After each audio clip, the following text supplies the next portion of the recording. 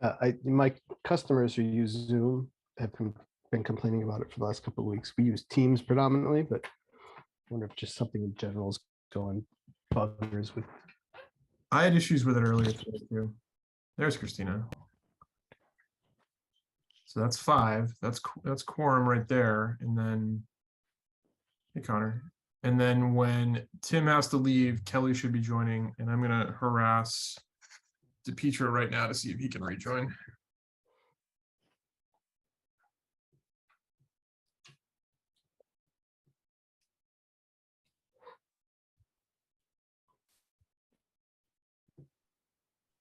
Yeah, it's giving me trouble promoting Christina. There's Mike. Promote. Promote. Zoom does not like me tonight.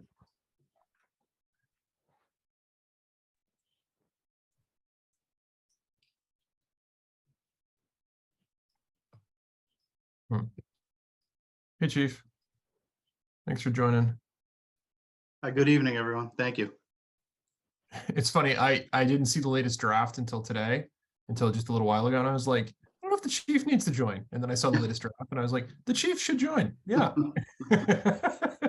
I apologize in advance. No, I'm sure no one's going to have 1,000 questions for it. I'm sure it'll go real quick.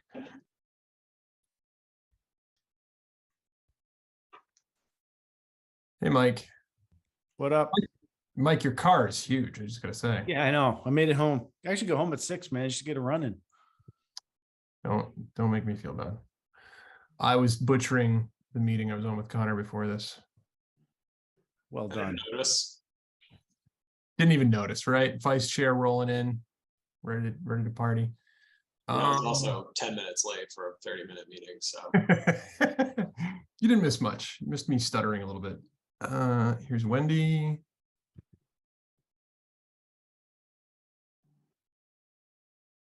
Yeah, for some reason I cannot promote Christina. That's bizarre. What is it telling you? Says she's promoting the panelist and then it doesn't do it. You don't have Michael's powers. No. Where's Blanchard when you need him? Do you want to try promoting a co-host so Wait. someone else can? Wait. Look at that. I'm not useless most days. All right. We have a quorum. Mr. Vamosi will have to drop off at 7:30. Kelly Lamb will be joining at 7:30-ish, but that should not be a problem since we already have a quorum without Tim. Wendy, hello. Thank you for joining. I'm still sad that we don't get to see the library, but we'll deal. And so with that, let me kick off. So, hi, everybody. This is the October 19th, 2022 Finance Committee meeting. Thank you all for joining. Please note that due to in an act relative to extending certain COVID-19 measures adopted during the state of the emergency, this meeting will be conducted remotely over Zoom. Attendance by board commission members will be remote, and remote attendance shall count towards quorum. This meeting will be broadcast live and recorded on ECAT. As you saw, tonight we're going to be going through the latest draft of warrant articles. I believe there are 11 with the 12th placeholder. There's actually 1 or 2 others that I don't know if we have final details on yet, Connor, but I figured we'll go through this relatively in order. If anyone has questions, Connor and myself will obviously take the time to go through them. And then with Wendy's help and the chief's help, we will discuss. Christina got kicked out and I have to add her back in. We'll discuss the actual process of those various different articles. And if anyone has any questions, obviously we can ask them there. With that, as soon as we get Christina back in, there she is. Let's kick off. So, Connor, anything else, anything you want to share before I get started? I was just going to... just to pretend to be the town clerk, everyone should state their name for the record. You have to under a remote meeting protocol for a quorum. Oh, yeah, sorry. So let me go down the list then. For the record, so that we're all here, DiNardo. DiNardo is present. DePietro. Present. DiNapoli. Present. Olson. Olson present. Vamosi. Mostly present till 7:30. till 7:30. Helen is present and Kelly Lamb will be joining. Thank you, Connor, for the reminder. All right, so with that, let's dive right in. So Article 1 is a transfer to the stabilization fund to see if the town will vote to raise and appropriate or appropriate by transfer from available funds a sum of money to be placed into stabilization. This article moves $1 million of available free cash to the stabilization fund in accordance with the town's financial management guidelines. The ongoing goal to build up reserves. Once transferred, the balance of the stabilization fund will be approximately 5.7 million. The question I had is that at last glance, I assume there's just been some money moving around a little bit, but at last glance, I thought it was around 4.5. After the last town meeting, it was roughly 4.7. Okay. In the stabilization fund. So the policy is that we transfer at least a quarter of the prior year's certified free cash into stabilization. Last year's free cash isn't certified yet, but it's in the neighborhood of 4 million. It will be certified shortly. So we're going with a round number of $1 million of that free cash to build up the stabilization fund. Excellent. That one's a relatively straightforward one. Any questions on that from anybody? Just one for me. There is a cap, right? You have a goal to hit with the stabilization fund, and then you stop transferring. Is that correct? My memory serves me. It's close. There's certainly not a cap on how much you can save. There was what was at one time considered kind of an aspirational goal that we didn't necessarily think we would meet, which was to target 10% of the prior year's general fund expenditures as a good metric of savings of the cumulative amount of your stabilization and free cash. We actually passed that last year just over 10.22%, mostly attributable to the 4.7 million free cash last year. With this transfer and just the growing budget baseline that 10% is based on, will be in the high 9s, right, Wendy? Somewhere, but slightly under 10. Okay. But it's a good question. It came up at budget subcommittee, which is, we're in a posture now that's better than prior years, which is good. We've spent a considerable amount of effort in the past 6 years building the reserve. Stabilization was not much more than $1 million a few years back, so this is good. My only caution there is after we do hit 10% and we're regularly staying in that area, you could do things with free cash like fund other liabilities like OPEB, which you see on the warrant for your second item. Or you could direct more of that towards capital investments. I just think it's really important right now while we're in the performance period for ARPA, the American Rescue Plan Act. That's the federal grant, the COVID recovery bill that has municipal revenue replacement that we're leaning on to the amount of about $750,000 a year right now. So while I definitely don't want to take away from the very good news that our reserves are in a much better spot than they have been, it's important that we build up the stabilization fund in particular, because when the rescue plan grant runs out in fiscal 25 or 6, we need to make sure we have sufficient either economic growth that has filled that hole that we don't obviously have control over, and if not, that we've built up our reserve capacity to offset the grant. Thank you, Connor. Thank you. Connor, Linda Hawks has joined. Is she speculating or spectating? Should I promote her? I don't think there's an item for Linda, but so at the risk of her potentially just being a good student and not expecting to get put in the panel, I'll let her raise her hand in the Zoom attendees if she wishes to be. As far as I know, she just wants to observe. Okay. I don't want to put her on the spot, but Linda, you know where to reach me if you want to get promoted here. Anyone else with Article 1? Still in Article 1, right? Motion to recommend Article 1 to Petro. Thank you. Do I have a second? Second to Napoli. Thank you. DiNardo. DiNardo is a yes. DePietro. Petro, yes. DiNapoli. Yes. Olson. Olson, yes. Demosi. Demosi, yes. And I am a yes. All right. Article 1 is recommended. Article 2, you gave us a preview of it. So let's talk through the OPED fund. This article sets aside additional funds towards retiree health insurance by making a transfer in the town's OPED trust fund. A transfer of $100,000 from free cash is planned. Have we transferred anything into this before? I feel like this was. Yes. I don't know if there's anything in there.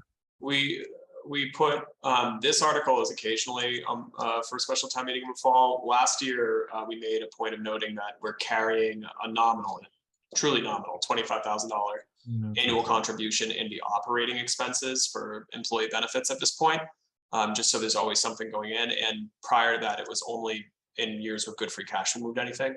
So I don't think there's been a year where we've put 100,000 in there from free cash. But again, this is one of our better years of free cash. So we felt that was appropriate to do. What do you know offhand, or Wendy, this might be for you. Do you know offhand what the current total in that account is right now? So there's about 230,000 Thank you. I tried to look, I could not find it. drop in the bucket. All right. Article 2, do we have any questions or comments? Yeah, so it's Mike here. And I apologize, I don't know a lot about the fund, but this is some defined benefit fund.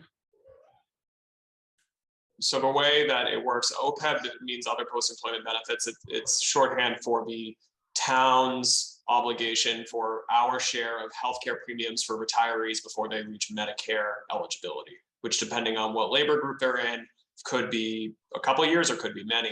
Retiree health costs that we own 75% of grow every year, like all health costs do, and cost multiple million per year. We meet those obligations every year. They're part of our budget. You see them in the fixed cost section.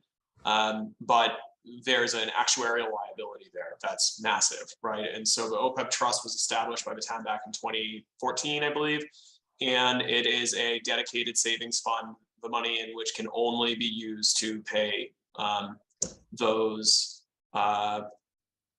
costs. We've never tapped into it as a funding source. I hope that never happens in my tenure, because you're in rough shape, frankly, if you are. But it serves as a small trust fund of these dedicated dollars that could only be used to fund retiree health benefits, the municipal share of that, or the town and school share of that. So what are we running? What's our run rate right now for spending for those? I mean, just round numbers. I'm trying to understand the yeah, it's amount let me of- I can pull the budget up in a second. Retiree. So in fiscal 23, retiree, town retiree health costs 1,032,000. School retiree health costs 2,117,000. So you're looking at 3.15 million out of the budget per year for the premiums. On a pay-as-you-go basis. So that's basically whatever the premiums are for that year. So basically what we're doing is we're just paying premiums on a pay-as-you-go basis, whereas the actuarial valuation looks at putting money away while the current employees here are working and really earning that retirement benefit. And that's the piece that isn't funded. And so the goal would be with this trust fund would be to just put money in when we could, so that those assets build up to the point where you don't have this unfunded actuarial liability. So the goal would be this number is supposed to be, a lot higher than what it is, like, tens of millions of dollars.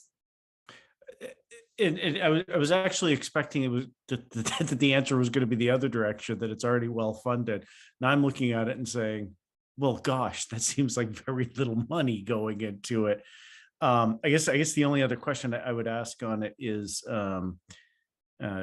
there any mechanism to remove money from it if we've overfunded it? Sounds like we don't tap it on a regular basis. Tap it until, really the point would be to not tap it until you got to the point where you funded your actuarial valuation, and then you would use it towards paying a portion of retiree healthcare benefits. And so the fund is designed to be protective in that way. It's not like a general stabilization fund that town meeting can appropriate for any purpose. And the rationale there is because, as your surprise accurately conveys, funding 30-year down the road hypothetical obligations of retiree costs usually loses out to fixing roads and building buildings and paying current public services. Right. So setting a trust fund up, that the goal is to make it not hard, but very specific for what those funds can be used for. Got it. And I guess just to make clear, we're not trying to be glib. This is the norm in this business, unfortunately, it's not all that different than with pension systems, where now newer folks getting hired pay a significantly higher share of their income into those pension systems. And the employer also contributes to do catch-up payments from actuarial studies done back perhaps in the 80s or whenever folks thought 3 or 5% was somehow going to cover a defined benefit pension forever. Right. Yeah. No, this just falls into that municipal funding, labor funding side of the shop that I usually look at and go, why do we do it this way? But I don't like it, but I get it. So, all right, thanks. You indulged me. Thanks, Mike. Guys, where does this live in the budget? I'm trying to find the line item. It's not a line item. So there's Well, there is a line. Well, a line item in the employee benefits for a $25,000 annual contribution. Okay, that's the Right. same. But I think, Wendy, is it in the fund section at the end of the budget book with the other reserve accounts? In the enterprise fund section? No. That's the other piece. in there. We'll find it. You know where we usually put it is on the finance plan.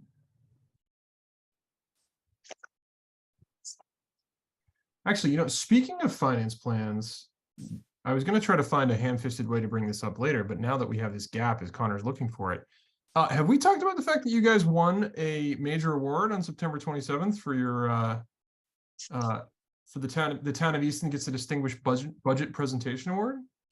We have not, and Well, let me be the first. Congratulations, guys! That's fantastic. I guess they missed. I can't find the OPEB fund in here. We'll get that in the next. Yeah, we will. That's the one thing that is not in the 400-page book.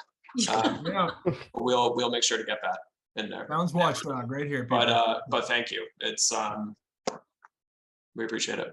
I just figured it would come up at town meeting. Is my guess is that someone's going to ask the question if it's called out to that effect and someone picks into it. So I just Sure. And as Wendy said, the finance plan that we publish with the warrant usually lists any trust or stabilization fund we're transferring into through warrant articles. We list on that finance plan so people can see the balance when they walk in a room at night and what it will be after they if they take that action.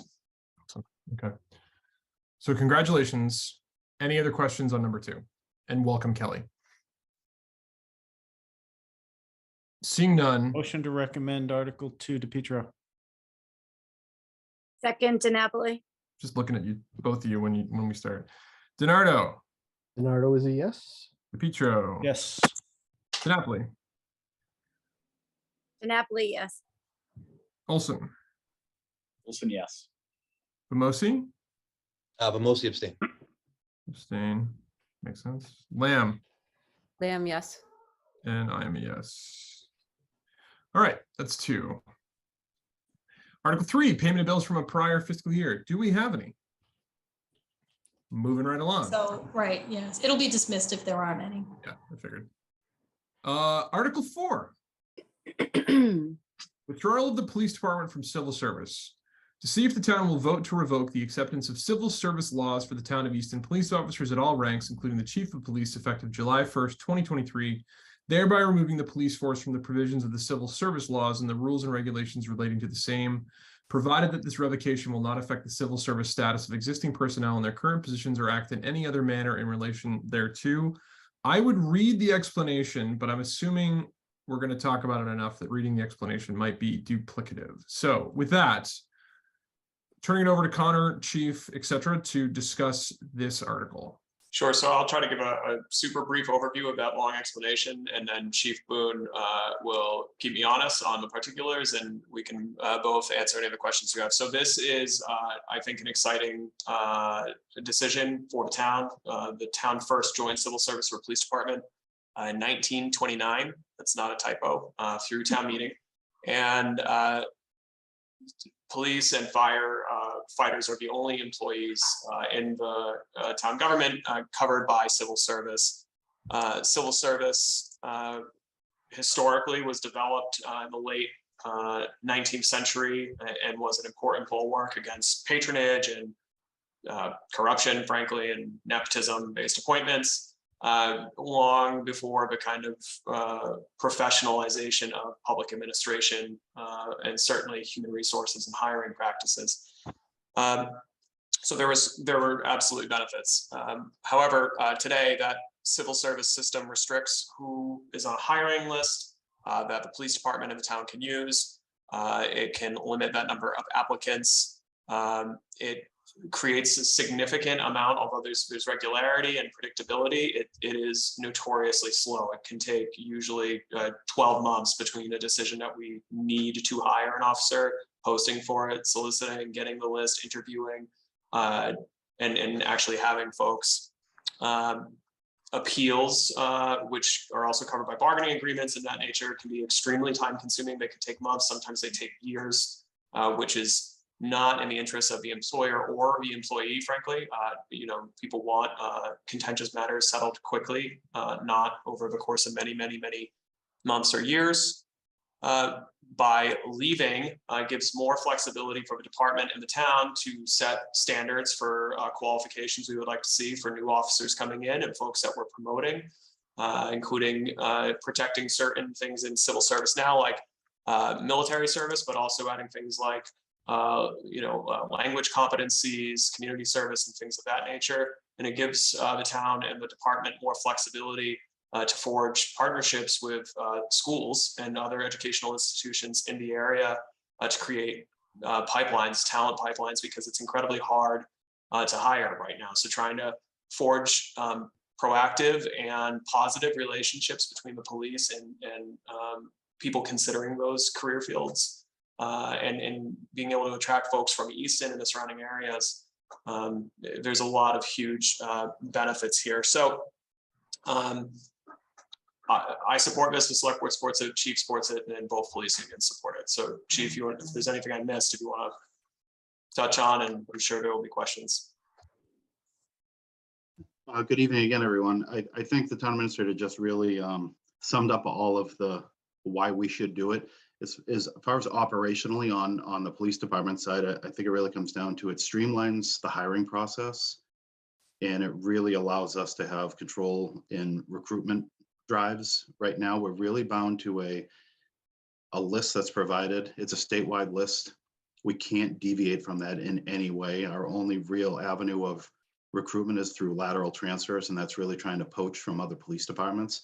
And we've had success with that in the past, but really in the last 5 years, we're finding a lot of officers don't want to leave where they are, whether it's comfort, age, financial reasons, family reasons. So we've really had no real opportunity to even hire using a lateral system. So I think just in the recruitment drive, we can really target what we're looking for.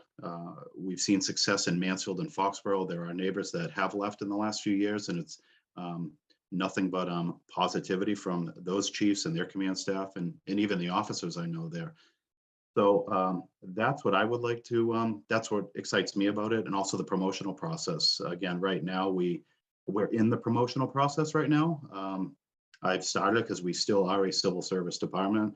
We're going to have promotional exams in November. It's really been about a 6-month process that began, by the time we were able to get our promotions done. I'm hoping it will be the first of the year.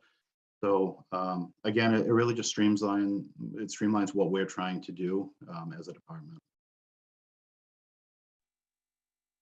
Thank you both. I will open it up for questions then. One question I have just to start with, in looking this up earlier, I saw that this seems to be a pretty popular trend lately. And correct me if I'm wrong, but it seems like there's a lot of towns and municipalities that are doing this. Yeah, we're seeing it. We've been seeing it really,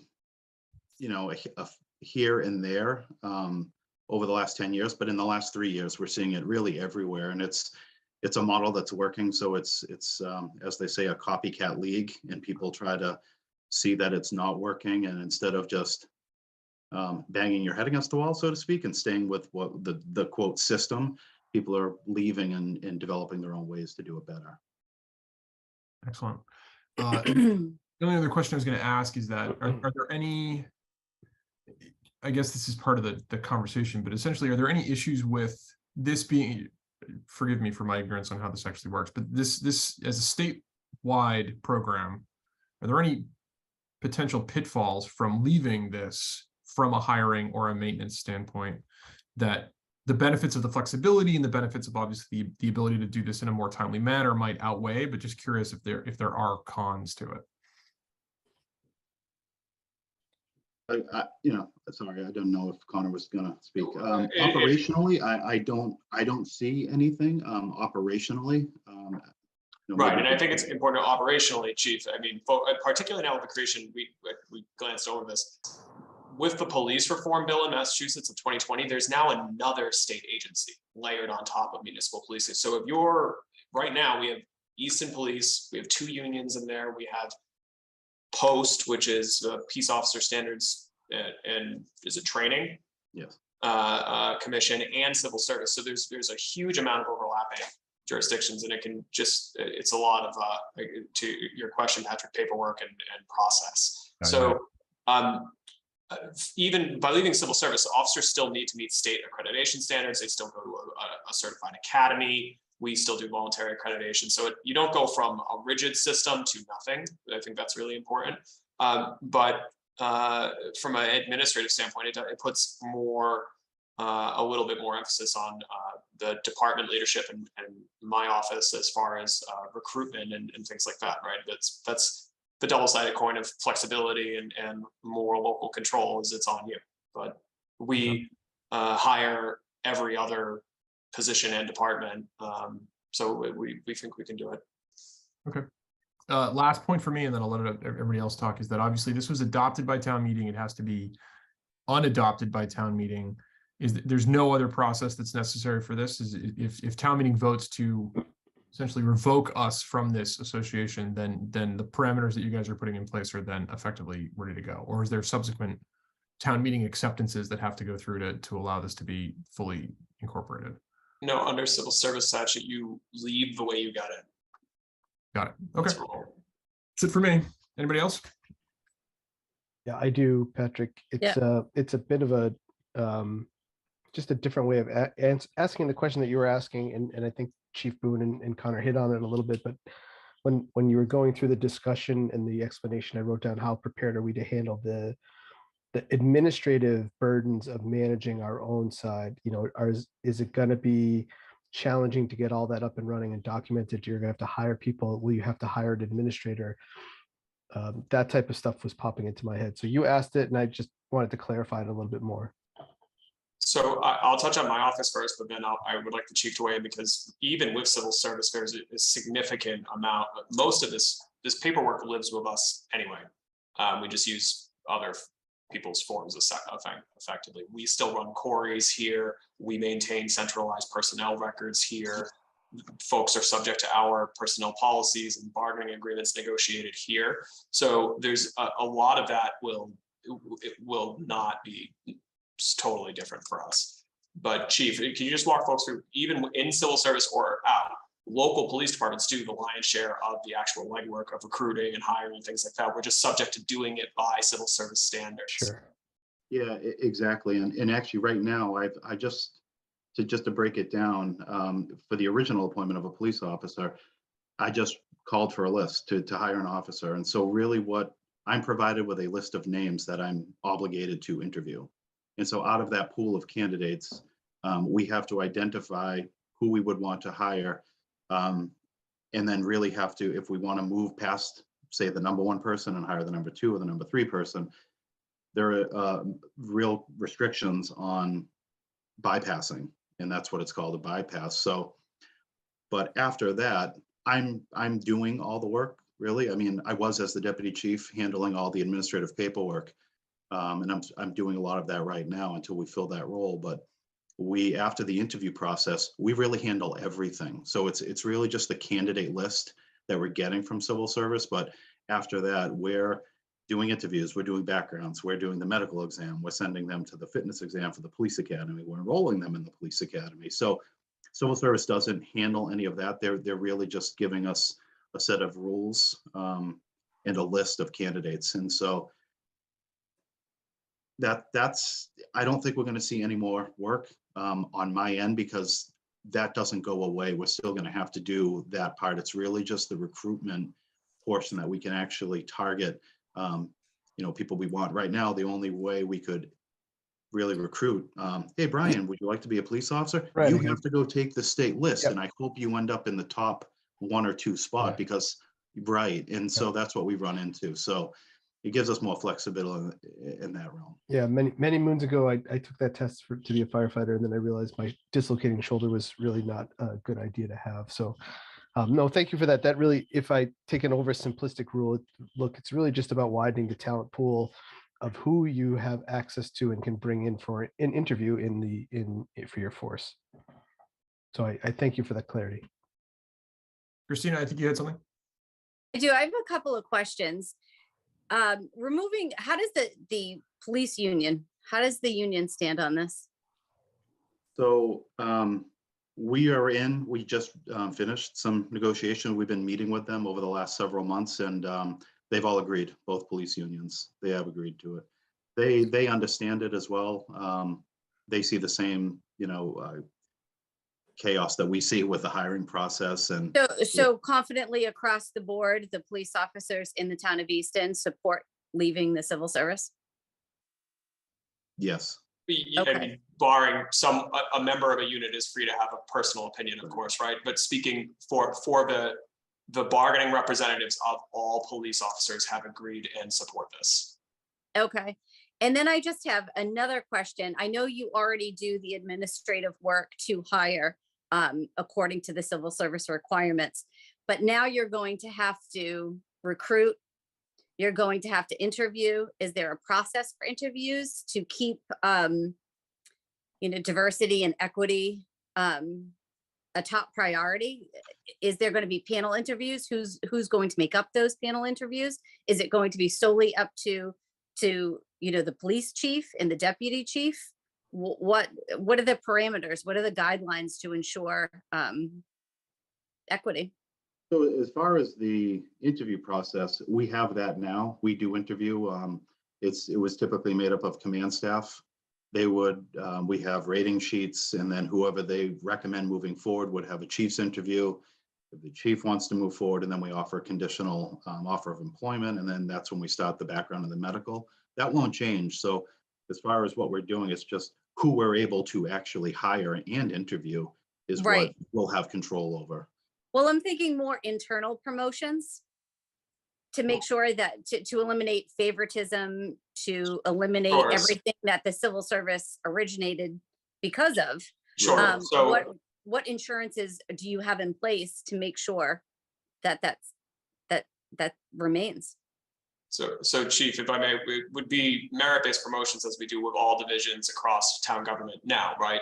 So we don't have civil service in public works or in town hall or in finance or anywhere like that. And so you have promotional policies, and that can be negotiated and have been negotiated in the collective bargaining agreements, and also can be issued as either a personnel policy from the chief or from my office that would establish criteria for effectively advantageous standing in a promotion. What we would typically do for a promotional process is bring in an assessment center. That's something you could do whether you're in or out of civil service. Then this is a kind of a good example of the benefits of leaving, is you can use the exact same firm where management can tailor the kinds of role play and scenario drills that you want this firm to put folks through, including questions around responding to press inquiries relating to an officer involved shooting, or dealing with personnel grievances, things of that nature. But under civil service, the appointing authority, which is me, can't watch. I just get a list at the end. So that is, in our view, not beneficial. After those assessment centers, you can do panel interviews to be decided by the chief and my office, which we do pretty regularly for all of our non-civil service staff. A great example, the fire chief is not a civil service position in Easton. Every other position in the fire department is. And when we go through that process, or when I go through the process of hiring a department head or anyone, we can establish a panel. And depending on what we think the needs of the organization and community are at that moment in time, you may have different people on those panels, right? So if you're trying to hire a fire chief and you have a department that has been struggling, this is not Easton, a department that's been struggling with ambulance level service, you could bring in paramedics or other folks who have a certain level of on the ground expertise in that interview to help guide the process. What we commonly do is we bring folks from different departments to give us different perspectives. So it's not entirely people from one unit or division looking at a candidate. It gives you a more holistic view of a candidate, which we feel is always important, but is particularly important as folks get promoted through the ranks, not just in police, but in any of our governmental agencies. These very few of these leadership roles have technical only jobs that don't require soft skills and understanding of community engagement and things of that nature. So we may occasionally have a select board member from a commission, things of that nature sit in, but we would have the ability to do that, the chief and I. Okay, and that would be consistent for all levels of promotion, from a patrol officer moving towards a detective, a patrol officer becoming a sergeant, things like that. It wouldn't just be for the deputy and the chief, correct? It would be through all levels of promotion. Chief, I believe a promotional policy that we've worked out allows that. Yeah, so there wouldn't be for detective because that's an assignment by the chief, but from patrol Okay. to sergeant, from sergeant to lieutenant, we would be using assessment centers, and that's what we're actually doing next month. So it would be the same model to identify or create a list of candidates. So, Okay, and that's been worked out in our promotional policy. okay, thank you. Kelly, you've got a hand raised. Yeah, so have you, since you're going to be, removing these rules and regulations that you'll have to work within, have you already started creating what is going to replace it? In terms of like the qualifications and the promotions that you were just talking about, sounds like there was some documents that you're already working on or some ideas around the structure. Yeah, Chief, so- do you want to speak to the kind of police academy process for entry level? That doesn't change. And then as far as promotions, we'll start at entry level. Chief, you want to just talk through that? Yeah, as far as the qualifications, they're actually, we follow now the peace officer standards and training protocol. So like, we can't deviate from that. There's certain selection criteria that has to be met before we could even offer someone a position. We've worked a lot of that out through our recruitment policy that we already had in place. It's really, we really just removed using the civil service list to, we'll be able to hire a company to have our own list. We might be able to partner with Mansfield and Foxborough and Sharon, who all have left civil service and have maybe a area-wide test and at a local high school, and then create a pool for if you're an Easton resident, this is, you would need to go take the test here. So we do have that in place. So as far as the original recruitment, those qualifications aren't going to change. The standards are still there. It allows us the ability to have more deliberate, proactive attempts at recruitment. Right. Right. So I'm just confused. I'm sorry. So there's not really anything new that you guys have to develop. If there's not anything new that you have to develop, you're just trying to get rid of this because it's restricting what's already developed? Well, right now, we can't actually go and recruit. Like the Southeastern Regional, for example, has a criminal justice program, or Stonehill now has a criminal justice program. Right now, we can't just go there and say, if anyone's interested, and start working early on, that if you're interested in this field, maybe we can help carve a path for you to end up in the Easton Police Department, other than saying you need to pay $100 and go to Quincy every other year and take the statewide list. There's no real mechanism for us to recruit that way. So I think that's what the question you're trying to see. So you would be able to recruit more, but as far as the qualifications that people have to meet in order to be hired, that would be the same? That's the state mandates what you know, the statutory disqualifiers that make you not eligible to be a police officer. We can't deviate from those things. So. And then does it affect termination at all either? Like what qualifies for someone to be terminated? So that's governed a lot by collective bargaining, and in my history, a lot of those discipline issues that luckily we haven't had a lot, but they don't go to civil service. They've always gone through the union process with an arbitrator, or so. Town administrator could maybe speak towards that. Yeah, I'd be happy to. So under civil service law, and this is again one of the challenges of civil service, is you can have a labor group where they have overlapping protections for similar things. So there's a just cause standard and a progressive discipline standard that's already enshrined in collective bargaining agreements, usually using nearly identical language across different labor groups. And the town has a very robust personnel management bylaw that also establishes certain standards that follow best HR practices of progressive discipline, right? So you don't go from having a good record and you make one mistake and you're fired, right? Because that's not, depending on the mistake.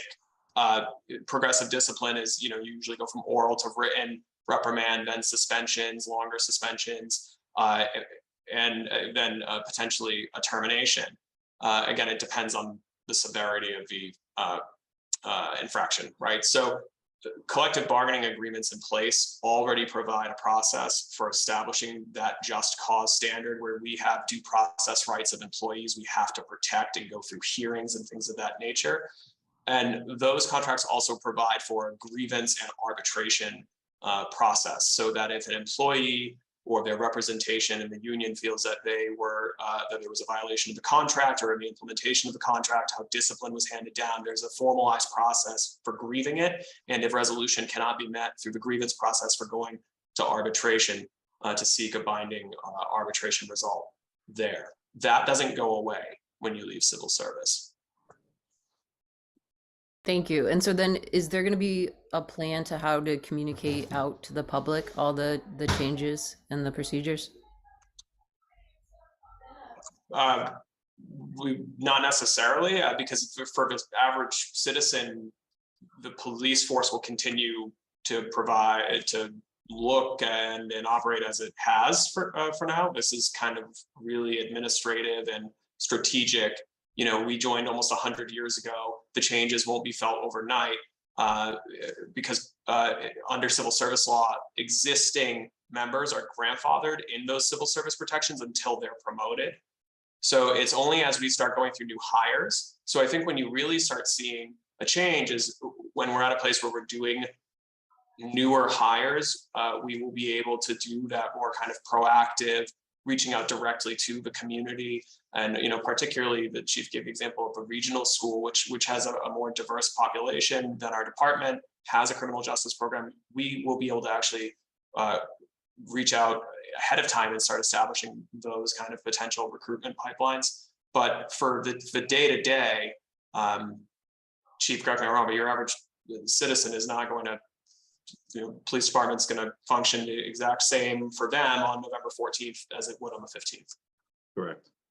The only reason why I ask is I just anticipate with the scrutiny that police are under nowadays, I just anticipate a lot of questions at town meeting around exactly what those changes are. And so if any of that's going to be, available for the public to look at, I think it could be helpful. We tried to cover most of that in the warrant article explanation of highlighting the benefits of a broader recruitment pool and more flexibility and local standard setting for promotions and management of our personnel. But if there are suggestions, we're happy to take them. Yeah, I was on the same page as Kelly. Like, obviously the scrutiny this is going to get at town meeting, I'm sure, is going to be, maybe some is a little bit reactionary, right? A change to an existing structure that's been around for so long, there might be a lot of questions of the average person that doesn't understand what this protection provides or what removal of that civil service association will do, and regardless of whether or not they've read the summation. So I assume it's going to be similar to this, right? A wider discussion, but at the same time, I would say the only thing that I had a hard time grasping is that, like, the civil service piece of it, like what that essentially, why we're there, right? Why we're in that realm. And I understand it to some degree just from understanding people that I know that have gone into civil service and like the process they've gone through, and the waiting lists and the application process, etc. I understand what you guys are obviously now portraying and saying, here's the benefits, here's the differences, but I think there's still going to be a little bit of a reactionary, well, wait a minute, 1929, hold on. So that would be my assumption, that I was hoping to get at least some of it. So thanks to the members for starting that process. But that would be my thought. It's just Did a we deep conversation. answer that for you, or is there something else? For me, yes. Yeah, I've got your position on it. I'm willing to bet that smarter people than me and people with maybe a potentially different viewpoint are going to ask very pointed questions at the town meeting. So I can see this one being maybe not contentious, but at least a very long discussion. But at the same time, the justification process, or the justifications you guys have in that article, justification might be the wrong word, the explanation you have in that article, to me, I understand that part of it, right? The benefit of having a wider pool, the benefit of not having a preconceived list of people to pick from, totally get it. I still think there's, to me, and maybe others, there's still a moment where you're like, but we've been in this for 100 years. I understand that this used to be a protectionist piece. Because it's been around for so long, is there some sort of knee-jerk reaction that is this something that potentially could come back to bite us, right? I think too, if you look up the law, it says it protects against police corruption, right? And so just that right there, I think could give people pause until they better understand it. So maybe including in the warrant article some of the things it does not change, and also mentioning some of the other protections that are there. I think that was really helpful for me to further understand exactly what's going on and why. And it makes sense when you explain it. Sure, no, it's great points. I mean, Chief, what I'm hearing is you get to do a PowerPoint presentation. Great. The chief of police likes the FinCom. No, Awesome. don't make him. So no, but those are good points, right? And I think some that someone in a job like mine take for granted that a lot of folks don't read up on like 1888 civil service reform because why would they? Do that. That's incredibly compelling. Granted, but well, it was. That's my weekend. I mean, it is. I'm trying to be diplomatic and not disparage an entire state system, right? I mean, I'm not saying that the system is without merit, and I don't want to hand wave and say, well, it's old, so therefore it's bad either, because that's obviously reductionist and silly. But and Kelly, you're right. I mean, that was one of the real benefits, and it wasn't just corruption. It wasn't. I think someone reading the phrase police corruption in 2022 probably has a very different idea of someone who was reading it in 1929. A lot of corruption in government in those years was through nepotism, direct dealing. Somehow every single person on a department has the same last name, and that was really one of the main issues. And thankfully, and not that any institution or government is perfect, we have clearly professionalized hiring practices and personnel practices and things of that nature. But we can certainly pull some of that together in a PowerPoint. We'll add a couple of those notes about what doesn't change, like making sure folks obviously still have to qualify as police officers under this state law, that they would still have rigorous standards and things of that nature. This is really more about process and flexibility for getting more folks, hopefully more diverse folks on the front end, and giving better, more modern promotional and assessment tools to management to advance the careers of folks who are the right people to do that. One If I follow-up. can- Sorry, just real quick before Mike and I think Christina. This is just the police department too, right? So this theoretically, if this goes through and the conversation goes on, would the same process be needed for a fire department? The fire department would obviously have to ask for it, I assume, or would this be essentially the first crack in the dam necessarily? They're separately bargained units, and they entered civil service differently. The fire department in Easton is unique. It entered civil service through a ballot referendum. So, They'd have to exit through a ballot referendum then in that case? and this is hypothetical. Right. Yeah, yes, that's correct. But so I think folks understand when we say public safety, civil service, they're related, but they have to be treated separately, and fire is not on the docket. Thank you. Just want to make sure it was clear. Christina, did you have I something? just wanted to add, if there was going to be a presentation, I think noting that the majority of the police force was on board with this change would be important. As it was explained to me, most people are on board with this. And that was the deciding factor for me on how I was going to vote. And I think the public should have that same information, that the vast majority are on board with this change. Thank you, Christina. Mike, you had something? Real quick, because you mostly asked the question that I had about other parts of government that belong to civil service. Basically expecting that sort of question to come up. You've answered it well, as always, Connor. When I actually very much like the idea of some sort of presentation, although I always recommend simple, quick, and to the point, even if they're just slides to back up stuff, because I don't want poor Chief Boone to have to do extra work. But overall, it's actually very interesting to me to hear the questions that have been asked, because I heard this and quickly thought, this makes intuitive sense. I mean, this sounds like just an archaic, broken, arguably, law that, you know, let's get into modern age, and I'm really impressed with all the questions that folks have asked, because they're really getting at that fundamental issue, which should inform any presentation of, can we be sure we're not tossing the baby with the bathwater? So I guess I'm not contributing anything other than just complimenting what everyone said. I'll even compliment Patrick for asking my question about Thank others. So well done, Patrick. Appreciate that. Feel free to do that anytime. Let's not get carried away. With anyone else with any other questions on this before we move to a vote, if there's any other clarification anyone needs, like we've said, I think this one's going to be one that there might be some knee-jerk reactions to just seeing it. So I want to make sure that everyone's clear on it before we vote. For the benefit of the town, at least, if not for the benefit of us. Motion to recommend Article 4 to Petro. Do I have a second? Second to Napoli. All right, hold on. I took a bunch of notes, so I went away from my list. Give me one sec. DiNardo. DiNardo is a yes. Petro. Yes. Napoli. To Napoli, yes. Olson. Olson, yes. Tim has left. Lamb. Lamb, yes. I am a yes. Thanks, guys.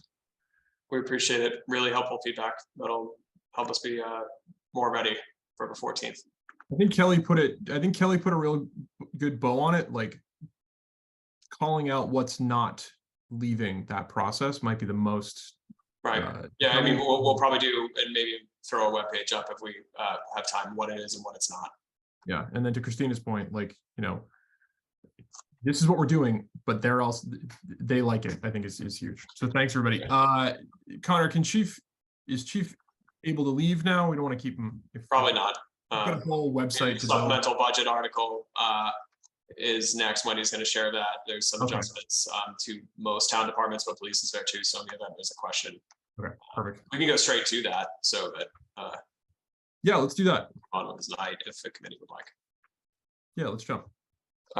So Wendy is pulling up screen share. So this is relatively typical for us if we're having an adjustment in the fall, that these things are coming in both on the expense and revenue side as we head towards the date.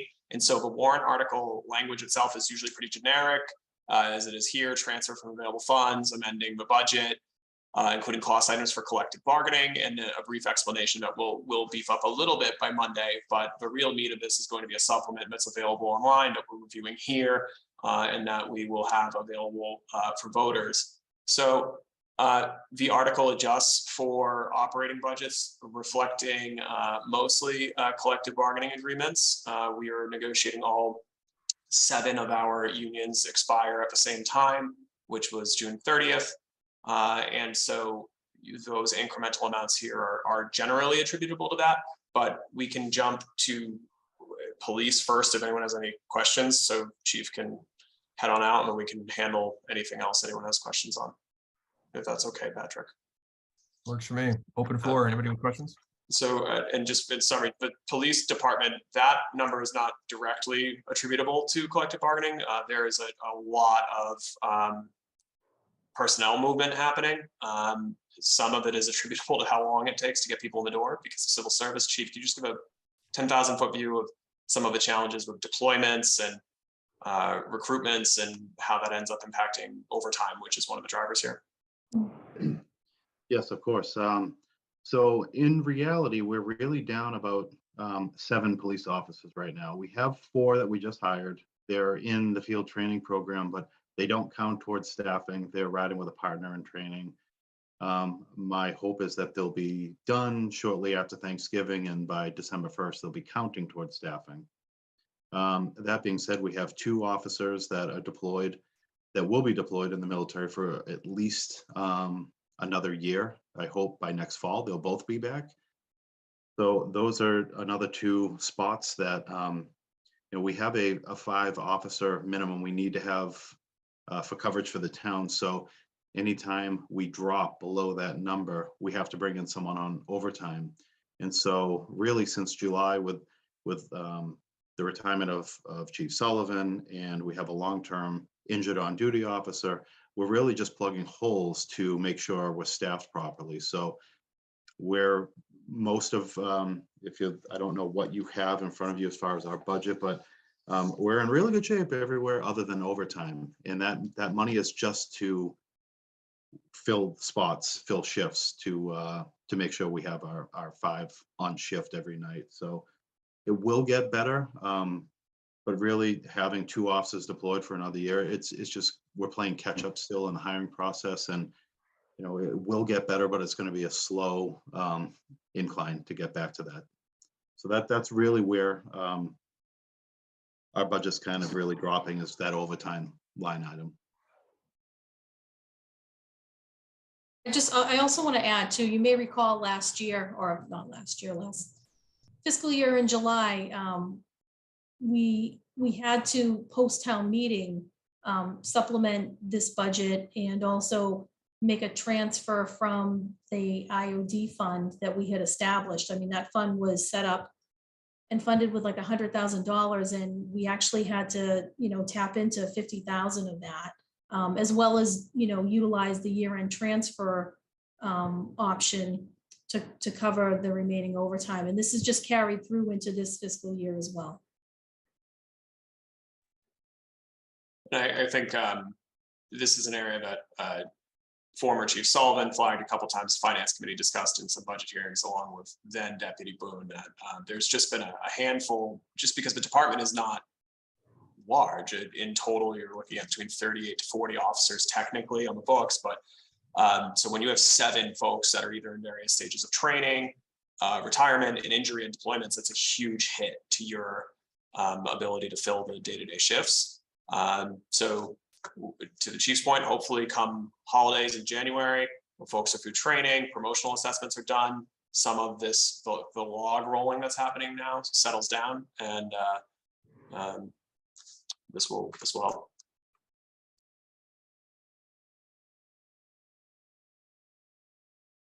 Sorry, opening up for questions. I just unplugged my computer. Apologies.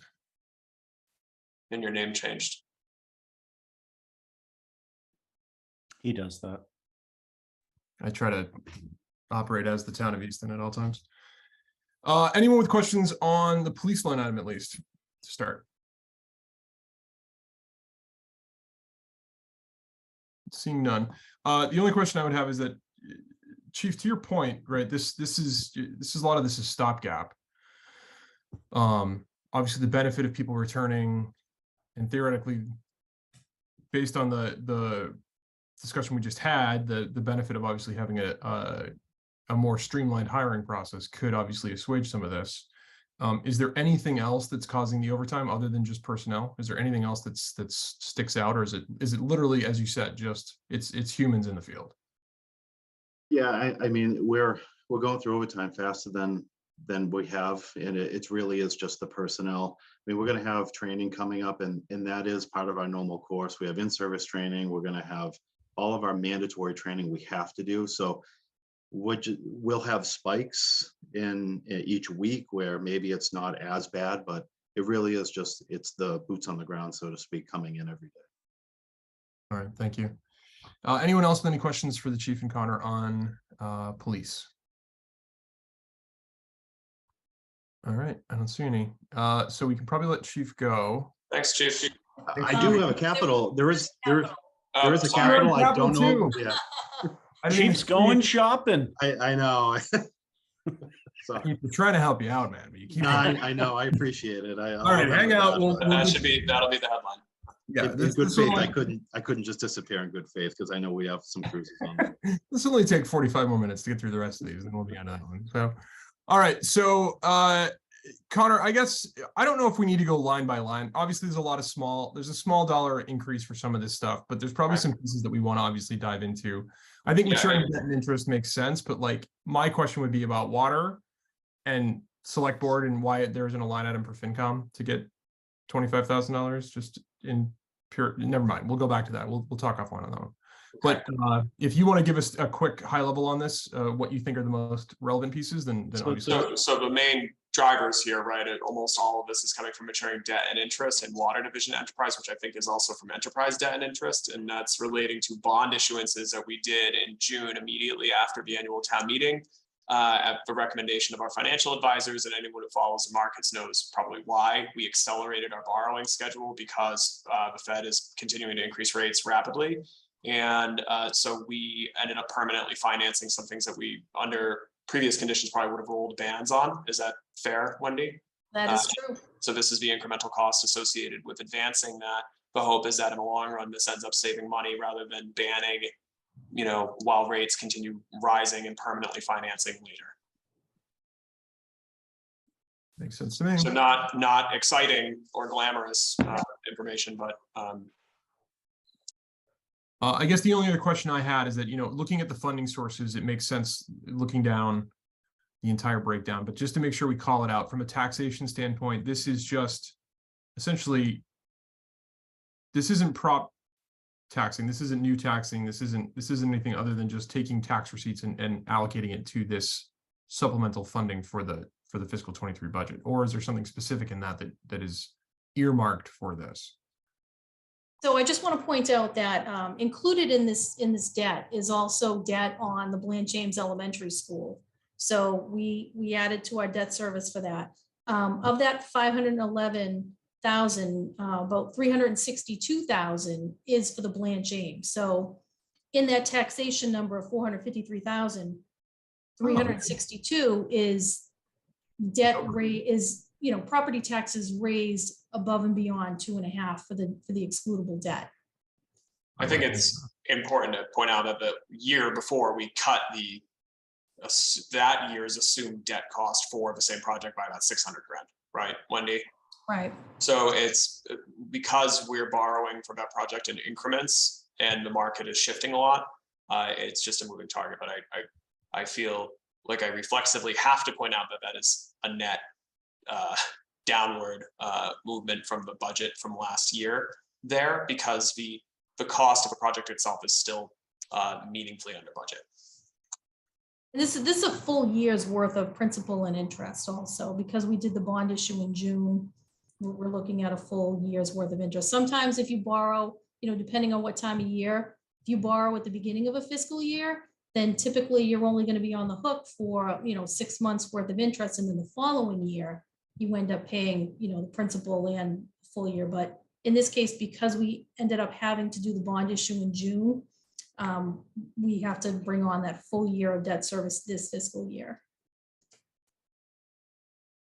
Wendy, is there a municipal finance law that says we can't make the taxation line have a nice little parenthesis that says includes previously approved exempted debt for X project? Because I think that's a good question. If somebody looks at us, says we're raising taxes $500,000, that's not exactly what. And that we can is. add more detail. I mean, this is going to be the handout. I mean, we can put whatever we want on the handout, and then, you know, maybe it'll probably look a little simpler when you actually do the motion at town meeting, but we can certainly, you know, make a notation of that on this for the handout when it's put on, you know, the website as a budget supplement.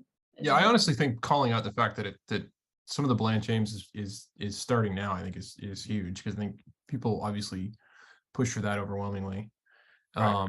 But A I think lot of the it's Bland pretty James- self-explanatory. Like I think it's just a matter of understanding that break. Like Connor said at the top, we do this every year. Like this is something that people essentially they glance at, they understand that there's obviously variances in the numbers, and they ask maybe one or two questions about what those look like. Anybody else with any other questions before I just ramble on? Mike's off mute. So I'm good. all right. Okay. With that, then I'll take a motion for Article, what are we on? Motion to 5. recommend Article 5 to Petro. Second to Napoli. There she is. DiNardo, Leonardo's a yes. Petro, Yes. DiNapoli, Yes. Olson, Olson, yes. Lamb, Lamb, yes. and Helen is a yes. All right. On to 6, which is capital. Let's go right into the police vehicles so we can get Chief out of here. So to see if the town will vote to raise and appropriate by borrowing or appropriate by transfer from available funds of some money to supplement capital budget needs of the town for fiscal year 2023 as follows. List, right? I'm not going to read through. Let's start right at the top. Let's just go to the 3 marked vehicles for police. Chief and/or Connor, any comments, updates on that? This is consistent with the capital schedule that the department's been on for many years, where the annual purchase of cruisers is deferred to fall. Chief, they're the same cruisers, I think. Yeah, we asked for this item back at Springtown meeting. They did get pushed. The price changed a little bit, so we did modify this. We met with Capital 2 weeks ago, Wendy. I think it wasn't. was actually last week. Oh, good. It's been a very compressed. There's a lot going on for all of us, but so there was an increase by about $18,000. Just no control over that. It's just the cost of buying vehicles right now. But we did actually go with 6 cylinders, which they do cost less, and they do conform with the Green Initiative for gas mileage. That's a good thing. So when we did have to go through the requoting, we did target 6-cylinder vehicles. As opposed to 8, I assume is the usual. Yeah. Correct. The old Durangos had the Hemi engines, which were good on gas, but not as good as what we're looking at. Green Communities appreciates it. Thank you. I'll open it up to questions from anybody else on that. Straightforward. All right. Chief, I'm going to say this for the 4th time tonight. I think you can leave now. All right. Well, if you need to call me, I'm home. So I'll jump on if you need anything. So Thank you, sir. We appreciate your time tonight. thank you again. Good night, everybody. Thanks. All right. As the chief Moses. Connor, do you want to just do a high level for the rest of these? I don't think we have to go through these one by one. Maybe we do this. Maybe, does anyone have any questions on any of the individual line items as an addressable point? I have 1 or 2 that I wanted to ask about, but if anyone else has something, I'll leave it open to you guys first.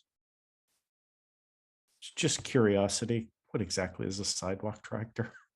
To plow sidewalks. You don't see them when they come by your house in the morning. It's Well- like it's like a snow blower kind of thing.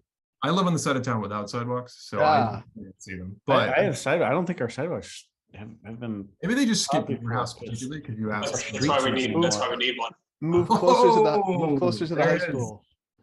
Yeah, we just got off a school planning committee meeting where this was a big discussion. Yeah. so. Just curious. It's It's pretty Capital. cool. It the width of the sidewalk, and it just sucks all the snow up and spits it out on your lawn, and the sidewalk Okay. is magically clear. Yeah, it's great. yeah. I wasn't sure what exactly it was. I think this is replacing Wendy, one Yeah. that's 20 years old, and One that, yeah, 2005. Wow. Okay. Yeah. Cool. Thanks.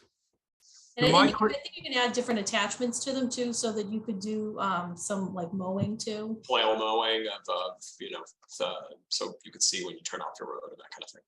Oh, cool.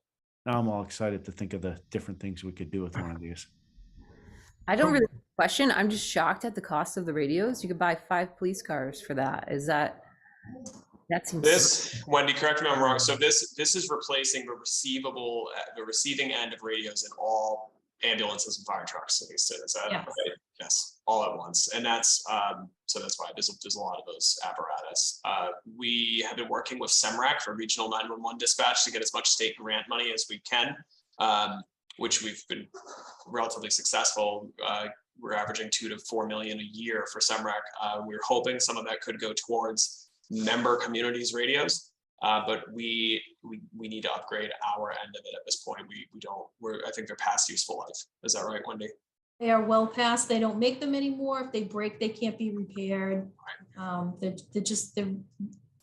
They're really old. I think that was, all right, I've worked for the town for 24 years now, and I think we bought most of those radios like when I was here, like, a couple years in. So I mean, they're pretty old. I know one of the questions I hear a lot at town meeting is, why are you replacing everything at once? Like, why are you not phasing it in piece by piece? Is that because the radios all have to be replaced at once so they work together? I would imagine in this case, it's to Wendy's point that if any of them break in the interim, they're so old we can't fix them. Yeah. Yeah, and we did buy them all at once back in the day. And we don't do everything at once for most departments. A lot of things are phased in over many years, but in this case, you want to have some level of interoperability so that if somebody's trained on a piece of equipment and they're, and it's in station 2, that if they rotate to station 1, it's not something different. Yeah, that's what I was assuming, but I'm just thinking, we might get that question because That's a good question. Thank you. The questions I had were essentially just definition questions for the most part. From a network assessment standpoint, right, $121,000 to do a network assessment. Is that a hardening assessment, or is that just a general assessment of where our IT network stands? It's both. You said a hardening assessment? Yes. Yeah. Okay. Yeah, it includes penetration tests, the whole thing, recommended capital schedules, software, etc. Awesome. It also includes 50,000 to make any adjustments that might be needed along the way when we do the assessment. Awesome. So if I'm going to jinx us, but if they come back and they go, everything looks amazing, right? Then there's obviously there's capital to be reallocated at that point. Right. It would just go to unspent funds and close out to free cash. Right. I will also add too that we are trying to get this to qualify under ARPA funding. I did submit an application to Bristol County. They have pushed back a little. They want a little bit more information. They want to see that this is part of like a larger broadband project. So we are putting some stuff together because we are expanding our our fiber network.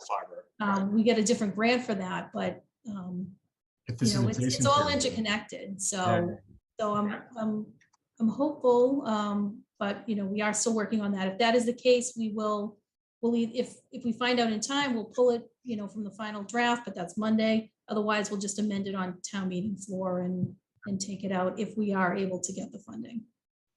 And then the only other questions I had were, just because I assume it's going to come up, what are the vehicle replacements for DPW and fire, and what is a town pool R&M?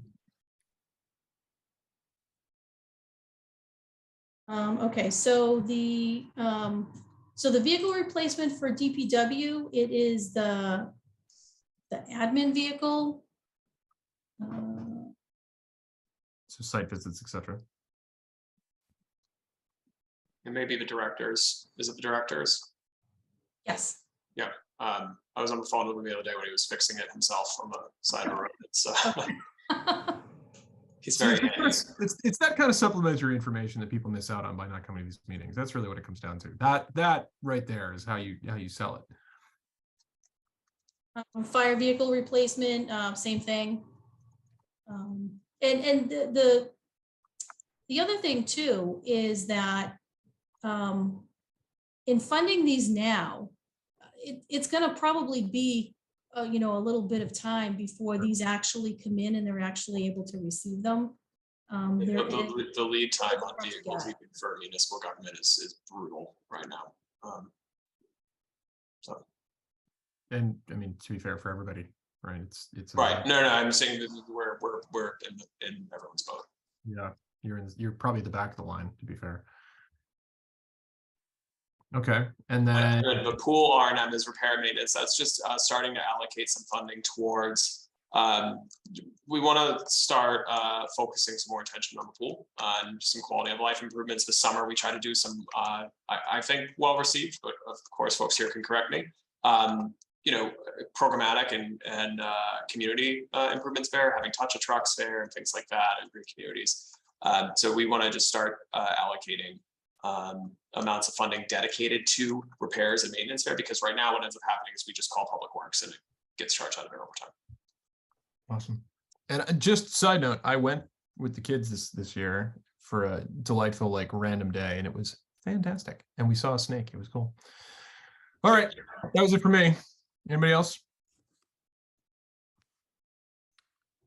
Motion to recommend Article 7 to Petro. It's Article 6, but we'll take it. Is it? Mhm.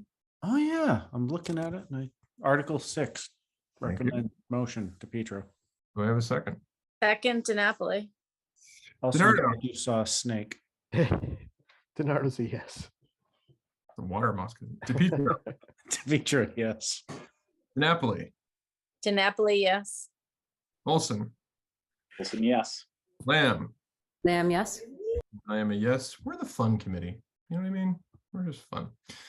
All right, Article 7, appropriate opioid settlement funds. To see if the town will vote to appropriate a sum of money from available opioid settlement abatement funds received from the state for the purpose of funding future opioid remediation and abatement strategies in accordance with the state subdivision agreement, or take any other action thereto.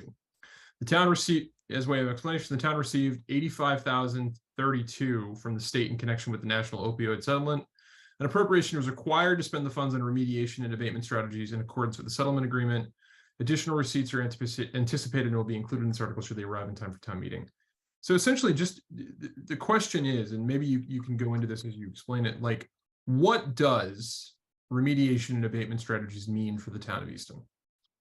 It's a good question. So these are funds that flow from folks are probably seeing things relating to this in the headlines. Usually these are being negotiated at the attorney's general level with Johnson & Johnson, Purdue, and I think some other opioid manufacturers for large scale settlement agreements with state and local governments to recover some amount, although I don't think anyone would argue sufficient for monetary damages, right? So because of the opioid epidemic, there have been, outside of the horrible human cost on communities and families, there have been significant financial impacts to those same communities, whether that be through procurement and administration of Narcan, through take-back programs, through just increased calls related to substance abuse and overdoses on services, or on the preventative side of mental health services and things of that nature. Those things are all intertwined. And so these provide some stream of revenue over the course of 18 years, starting now, for the monetary damages inflicted, in this case on Easton, from the drugs that these companies sold. What they can be used for is relatively broad. We will be meeting with the schools and substance use coalitions in the coming months, as well as police, fire, particularly paramedicine, and of course health, to look at programs that are eligible, right? Without making specific commitments, because I don't have any at this time. I think in this case, we already have so many staff and services that touch on these areas that are funded out of general fund operations. And so things like this can actually just provide some either supplemental funding, or perhaps round out some of those programs and help us try to do better by people in the coming years. So you're looking at there is kind of the settlements are structured differently. One of them has a kind of balloon payment up front, and the other is spread out somewhat evenly. But I think so the first year we'll receive a six-figure amount, and then moving forward, I believe it's between about 40 and 60,000 per year. So again, helpful, but not remotely commensurate. I mean, that's not even necessarily enough to pay a single professional staff person devoted to mental health. Clearly, can't necessarily say that absolves the harm of the opioid epidemic, but it helps. So that will be available, and under the structure of the settlement, those funds have to be appropriated. So this would be appropriating it into a special account for these related purposes. It's not getting appropriated as a general revenue into existing either municipal or school departments, correct, Wendy? So it would go into a special appropriations account that could be tapped for those purposes, but only those purposes. It doesn't just turn into free cash or something like that. Thank you, Connor. So 18 years, you said. So this is, like you said, there's a balloon payment, and then some level of, you're estimating, I assume, some level of funding for every year. Yes, Michael Blanchard in my office has done all of the data collection, or not all of it. He has, a lot of people have been giving data on call statistics, things like that over many years, but he's really taken the lead on managing the litigation for our office. So I'm not as expert as he is by a large margin. So I think 18 years, and I'm being approximate with the annual payments, but yes. I don't have any other questions. Does anyone else? I do. So my question was, who is really getting to decide where this money goes, and is there going to be any community involvement, like anybody with like lived experience of having been, having suffered from the addiction or losing someone through addiction? Are there going to be any voices at the table that represent that? So with any appropriation made by town meeting, it's typically administered through the town, through my office. We haven't set up a process yet. This is a little cart before the horse for what we normally do. We usually have a pretty defined 400-page plan for everyone on what our appropriation will be for, but we have to do the appropriation as we receive this, or it just turns into general fund revenue. So we'll be appropriating it, and certainly could involve community substance coalitions and get input. I just don't want to overpromise that this is some size of money that we can do large programs with. Anyone else? Wanted to also add, so the amount that's in the explanation is what we've received so far. There are anticipated payments, additional payments of $165,984. Not sure when those will come in. If any of that comes in, before the town meeting, we will, change the motion to reflect the additional amount. Okay. We don't have to re-recommend at that point, though. It's just the actual dollars and cents of the recommendation. Okay. Anyone else? You're on mute, Mike. You're trying to give us something, but you're on mute. Motion to recommend Article 7, 307. DePietro. Second, DiNapoli. Yes. DiNardo. DiNardo's yes. Petro. Petro, yes. Napoli. DiNapoli, yes. Olson. Olson, yes. Lamb. Lamb, yes.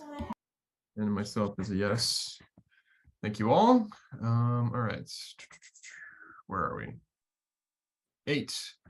Article 8, amend the fiscal 2023 community preservation budget. See if the town will vote to act upon the recommendation of the Community Preservation Committee to amend the fiscal 2023 community preservation budget to appropriate funds for additional debt service in the amount of $69,948 by transfer from the fiscal year 2023 annual budget reserve or taking any action relative thereto.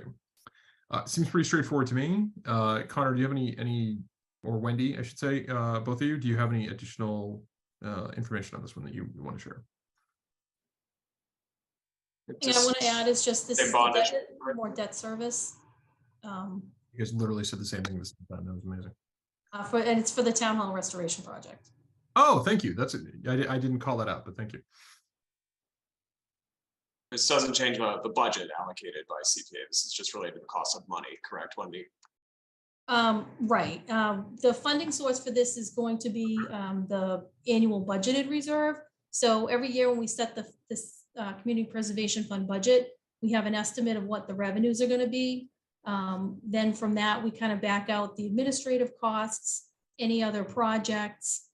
If you need to make any reservations because you didn't meet the 10% spending requirement, you would reserve that. And basically whatever's left, it's kind of a plug, you put into this annual budgeted reserve line. And the purpose of that is to allow you to access, that estimated revenue during the fiscal year.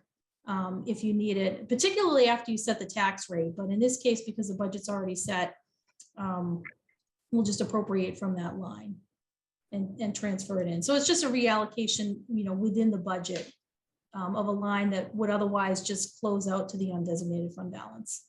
I guess the only strange question I have of that is that a budgeted reserve is literally for these moments, but it still has to go back to town meeting to actually allocate that transfer. Yes. Yeah, the only spending really that you can do without going to town meeting is once you appropriate a total for the administrative funds, you could do studies or surveys or things like that. Got it. Okay. I like Okay. how Patrick is just now recognizing some of the strange peculiarities of municipal finance. I mean, I recognize them every time we have these come up, and then I forget about them completely by the time the next one comes around. Well, you and me both. I had the same question. All right. Motion to anyone else? recommend Article 8 to Petro. But geez, let me see if anyone else has Anyone has any questions? Anyone else? Everyone else is tired. Olson's laughing hysterically. This is great. Mike, what'd you say? I didn't hear you. Yes, you did. Get a second. You have a motion. Do I have a second? Second to Napoli. All right. DiNardo, Nardo's a yes. Petro, Petro, yes. DiNapoli. To Napoli, yes. Olson. I didn't hear him. Olson, yes. Thank you. Lamb. Lamb, yes. Yes. All right. 9 and 10 kind of go together, and I figured it's easier just to sort of read one and then talk through the permutations of both. Or actually, I'll read the basics for both, and then we'll talk through the explanation a little bit. 9 is to see if the town will vote to authorize the select board to convey the property located at 360 Washington Street for such consideration as the select board deemed to be in the best interest of the town or take any relative action thereto. 10 is to see if the town will vote to authorize the select board to convey the property located at 388 Depot Street for such consideration as the select board deemed to be in the best interest of the town or take any relative action thereto. Moreau Hall and Center School, right? For lack of a long drawn out explanation, this is the property behind two schools that have obviously soon to be, knock on everything, made obsolete by the opening and the residency of the Blanche A. Ames school. So having said that, this is obviously giving the select board the opportunity and the power to then sell, lease, what have you, those two plots of land, any subsequent buildings therein for the benefit of the town and for the retirement of those units as elementary schools. Long and short of it is my guess. Any other characterizations or details you want to fill in there? Sure, just that. So under procurement law, not unlike civil service, a law that came into existence many decades ago because folks were not doing the right thing when they were buying and selling government property and contracts, is very prescriptive that if a community wishes to purchase a property, or in this case, sell a property, they have to go through various approvals. And so the legislative body, in our case, town meeting, needs to authorize the executive body, in our case, the select board and myself, to do a solicitation process and invitation for bids to get bids on those properties. So this would empower the board to do so. We try to put as much as we can in warrant explanations, and have been, I think, pretty forthright with the explanations here that the articles would give the board latitude on crafting the invitation for bid, which is typical, but we've shown in the explanation that in the case of Moreau Hall, reading straight from it, given the historic significance of Moreau Hall, the board intends to limit proposals to those which prioritize the preservation of the exterior structure of the hall, and which would be in keeping with its previous purposes as a site for education and or promotion of civic and communal engagement. So the property is, of course, subject to a process. We have to establish criteria. Anyone who meets those is able to bid, but Stonehill College has made clear that if that's a process that happens, that they are very interested in bidding on it. We would, of course, entertain all bids, but we figured we would acknowledge something that most people were already aware of. I think you should also call out the fact that as part of that explanation, right, there's also this conversation that ties into the second site, which is there's an ongoing conversation about obviously the DPW, fire station, et cetera. Thank you. Yep. So as part of, as we move off, as we wrap up the Blanche Ames project and 5 to 7 years of construction and planning, we're now in schematic design for placement of police, fire, and public works in Easton. And that process has identified Daly's Corner, which is Washington and Main Street, land that Stonehill owns, as an important possible future fire station. The college has indicated through an MOU that, again, everyone holding their rights and, authorizations from various bodies like town meeting, that Stonehill would be willing to lease that land for a potential fire station.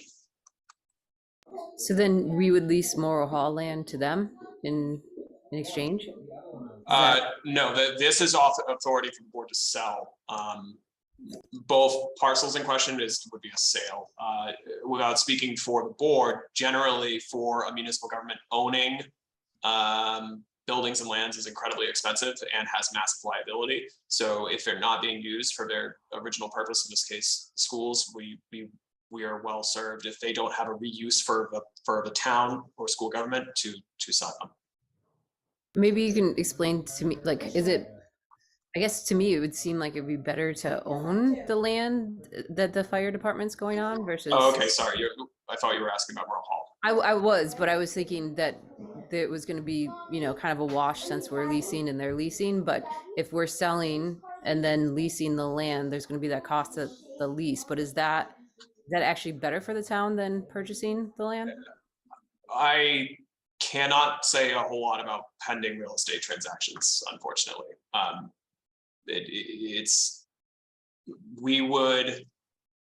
The lease of a piece of land. So when you set a bid out, right, and say we want people to make offers, whether it's monetary, you can consider other things of value in addition to monetary value, such as a lease, right? So there's ways that those can be ranked and determined by the board through a public process, but we have to get the authority to do it and go through that process. And I don't want to be in a public meeting conveying that there's a certain structure of a bid we want someone to make, because if somebody loses that bid process, they would say, well, there was something preordained. I'm not trying to be opaque, but the town would be very careful and thoughtful with any offers of land. As far as separating it from Morrow Hall, as far as a lease, it's not atypical for a public building to be on lease land. You can have leases that are 75 or 100 years with auto renewal clauses, as provided uses don't change, right? So if we take this hypothetical, it's more appropriate. If you're a private property owner and a town government approaches you and says, we would like to put a fire station on land that's contiguous, right? You're not getting rid of your property. You're putting a public building on it. Let's say you have a really, really, really big front yard. If you sell that land to the town, then it's the town's. And if we go to town meeting next year, we could sell it to McDonald's. If you lease it for a century with renewal clauses, then both interests can be protected. So purely hypothetical. That makes sense. And I don't know what the select board plans on doing this, but I would love to see a hotel in Easton, especially considered the proximity to Stonehill and the taxes that you can get on a hotel. We would love to see a hotel as well. That site would have numerous problems and challenges with becoming one, including not having sewer access, as well as being directly abutting a cemetery, and on the other side, a home servicing children. We share your desire, and again, we're actively doing what we can with folks in that space and with properties in the sewered areas, where that maybe something could happen there, but that would not be the board's intent to sell Morrow Hall for a hotel. But we agree wholeheartedly, would love to have one in town at one of the areas we've invested the sewer in.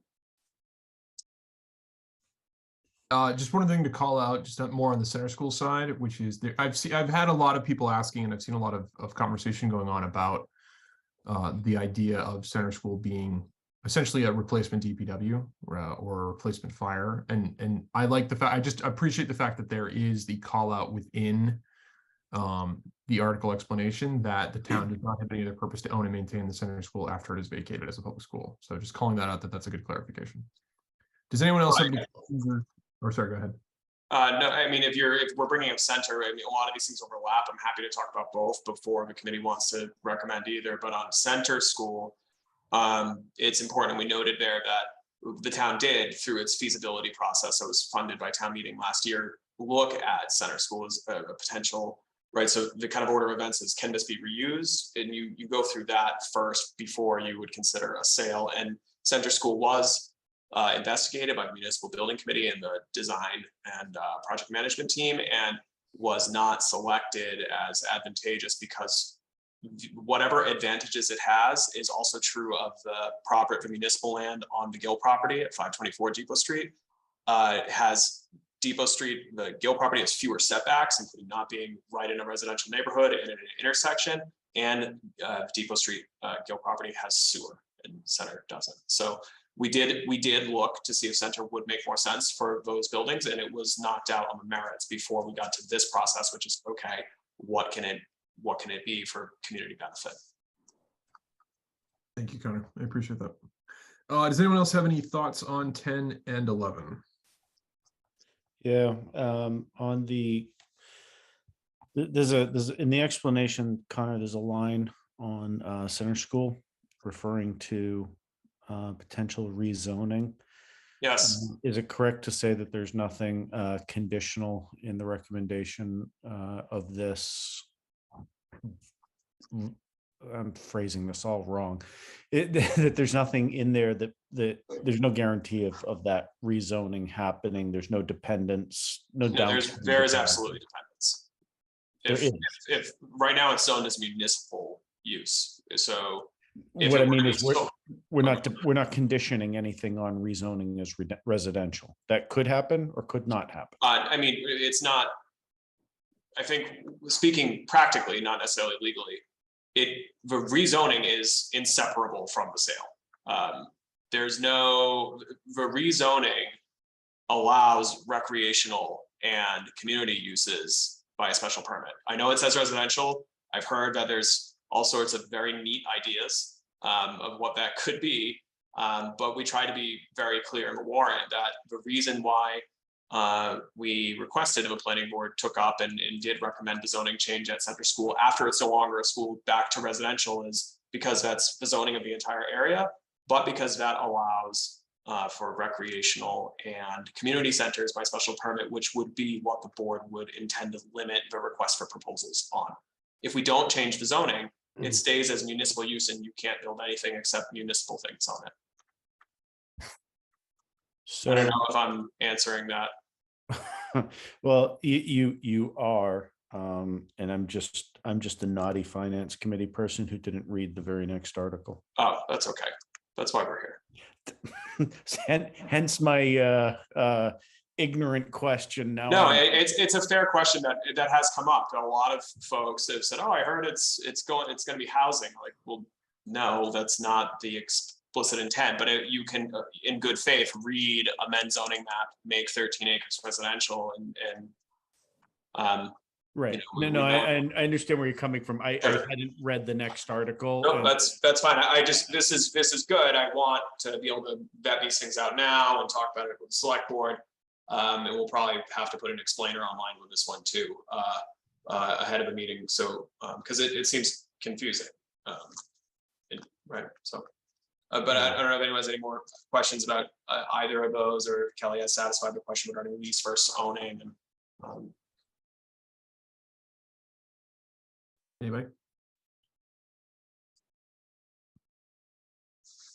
Motion to recommend articles Can we vote both 9 and 10 as a slate? You gotta do 8 in there too, Jim. Mike, What? it's 8, 9, and 10. Oh, it's 3. Oh, No. dang. 8 was the Community Preservation I Act. already voted 8. No. It's not in 10, and then we have Oh, I didn't screw this one up. So Nope. go back to my motion to recommend, a slate for 9 and 10. yes, as a slate to Petra. Second to Napoli. DiNardo, Bernardo is a yes. Petro, Petra, yes. Napoli, To Napoli, yes. Olson, Olson, yes. Lamb, Lamb, yes. and I'm a yes. All right, so that's 9 and 10. Now into 11, which is more to the zoning association, as Mike was saying, to see if the town will vote pursuant to MGL Chapter 48 to amend the May 17th, 2021 Town of Easton zoning map, original date March 7th, 1973, and rezone the property identified as shown below from municipal open space to residential. That is the 388 Depot Street. We were just speaking about 13 acres. Subject property is the location of the center school, which will be decommissioned once the Blanche A. Ames Elementary School opens and begins operations. This amendment rezones the property to be consistent with the surrounding properties, which are zoned residential. This change has no effect on the current uses of school, as the residential zone allows the use of the land by town for educational purposes. Any questions on that one?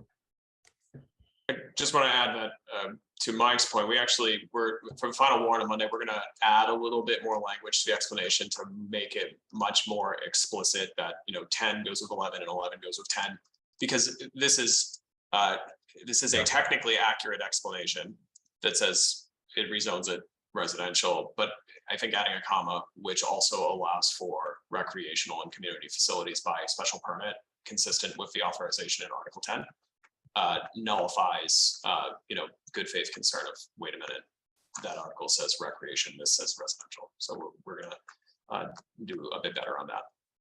I think the way that it calls out that from municipal open space to residential, I think that also, you might get a question similar to Mike's on that as well, but effectively that clarification you made tonight to say, if it's municipal, if it's zoned as municipal, it has to be a municipal building. I think that obviously will clarify for anybody else as well. Any questions on this one? Our last one, I might add. I saw Wendy smile. She appreciates that it's our last one. Seeing none. Amend Article 11 to Petra. Second to Napoli. DiNardo, Bernardo is a yes. Petro, Yes. Napoli, To Napoli, yes. Olson, Olson, yes. Lamb. Lamb, yes. I am a yes. And we are done with articles. With that, Connor and Wendy, you can depart. Actually, Nope. Patrick, can I? Oh, I'm Yeah, sorry. Connor, Actually, that's yeah, okay. sorry. Brian, sorry. you have a question you wanted to ask. This is just Connor. This is just purely administrative. Is there a reason why we can't sit in with the select board as they go through these articles, just to cut down on the number of meetings that you have to attend? Because to me, it seems like you've done this twice now, and maybe the chief has done it twice, and others have as well. Do we need to do this separately from them, or can we just listen in on those discussions and learn as you develop these articles, and then cut down on the actual back and forth? So you could. The challenge is that the board's process is much more iterative, because the warrant technically belongs to their office, so it changes, and they have that standing meeting, so they get bits and pieces of it. Okay. And it also depends on the length of the warrant. So you were able to get through a whole warrant tonight, which is awesome. And even in that and of itself, we appreciate it is significantly more efficient than most towns. So you guys are already doing a huge favor to staff, and I'm not being sarcastic. I appreciate it. So if members were to follow along with the select board process, because of the posting deadlines of town meeting, the warrant, and just the timing of when financial stuff comes in, like for example, the supplemental budget we looked at was written, finalized, a couple hours ago. Outside of the finance committee having a joint meeting the last night that the select board is reviewing it, I don't know how you could combine all of that. But that's ultimately, that's a question for the committee and Patrick and Dottie. You could combine some, which we've done with like the budget hearings and things like that. Just really looking to make it more easy on you and the administrators, right? Because you are spending a lot of time away from your families and things like that. So just trying to carve out a few extra hours. So it's something that we can consider maybe and have a chat with Dottie. But I do take your point on how iterative their process is, and we would be drawn into that, which would be a little bit more time consuming for us as well. I appreciate the thought. We all do. And we'll definitely keep it in mind. Yeah, it was good. Thank you for humoring me. We're not humoring you, Brian. In the positive way. In the positive way. Oh, of course. All right. With that, Connor and Wendy, I can let you leave. I don't think we have much else to cover, so we'll wrap it up pretty quickly afterwards. But I just want to make sure there's nothing else on our agenda. But Connor, Wendy, thank you so much for your attention tonight and all the help. Guys. We will see you at town meeting.